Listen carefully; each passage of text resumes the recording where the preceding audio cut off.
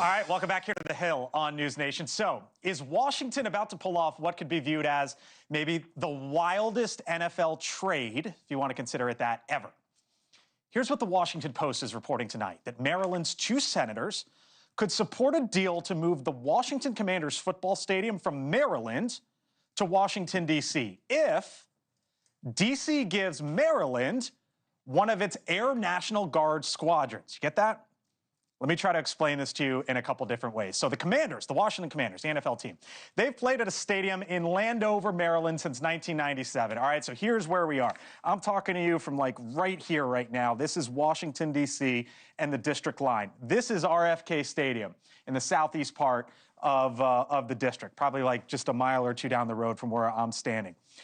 Right here is Landover, Maryland, where the Washington Commanders play right now. This distance here is just 7 miles. It's like a 15 or 20-minute drive, okay? So to go from here to there, you might do this every single day, but it's a big deal to move the stadium from there potentially to here in these parts. Now the team has a new owner, and it's looking, as I mentioned, back to RFK. So here is what the Washington Post is reporting tonight. They say that Maryland's senators have multiple negotiating points for their support, and that includes receiving one of D.C.'s Air National Guard squadrons. Now, D.C. would keep one of its two squadrons, but lose access to the fighter jets. So think about this for a second. Think about what you have in play here.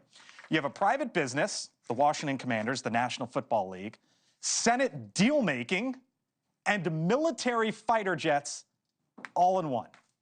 That's just part of what's going on here.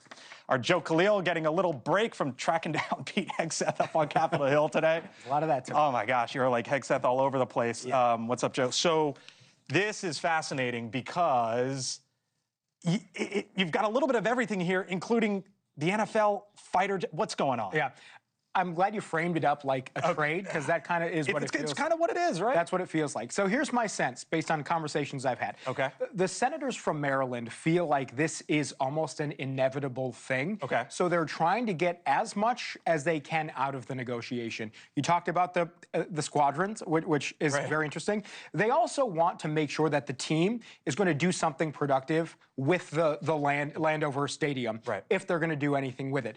What I've heard on the other side, the D.C. side, there are several officials who are saying this would be ridiculous to lose a squadron there. We're not talking about Kansas, and no offense to Kansas. For Washington, D.C. to lose fighter pilots, there's a reason that many of them are here. This is very protected airspace. Is this the site? It would come from Andrews Air Force Base? Is that where the squadrons would come from? Which is where Air Force One is, just on the other side of the river here. Like, do we know how all of this works potentially? So I'm not exactly sure where they would come from or you know, what would supplement, but you would think that there might have to be some kind of supplement again, because for Washington, D.C. to lose half of its pilots, fighter pilots, would be a significant deal. So and you know that this is real because Roger Goodell, the commissioner of the National Football League, was up on Capitol Hill earlier this week, meeting, I believe, according to Hill reporters, with John Thune, who's going to be the top Republican next month. When I'd heard that he was there, I was wondering what was going on, and how quickly it became clear. One other thing that no one else is talking about much, again, I talked to some D.C. folks about this, too. What they were upset about is they don't have a senator. And many of the D.C. folks are saying these negotiations are happening in the Senate mostly, and they don't have access to it. So, you know, obviously the D.C. folks are pushing for statehood. Just go ahead and chalk one more reason for them to continue to have that conversation. And it's not like these are committee hearings. These are negotiations with senators, some of behind closed massively doors. Powerful business behind closed doors. Yeah. So a lot of money, a lot of interests involved in here, too. Thank you, sir. Great Appreciate it. All right. Thank you for watching, and make sure you go to joinnn.com to find News Nation on your television provider. And don't forget to click the red subscribe button below to get more of News Nation's fact-driven, unbiased coverage.